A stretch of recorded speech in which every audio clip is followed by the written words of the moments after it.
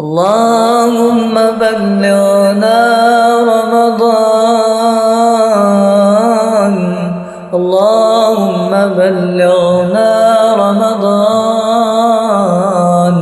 ولا تجعل لنا فيه ذنبا إلا غفرته ولا هما إلا فرجته ولا كربا إلا نفسته ولا مريضا إلا شفيته ولا ميتا إلا رحمته ولا مبتلا إلا عافيته ولا دينا إلا قضيته. اللهم بلغنا رمضان. اللهم بلغنا رمضان.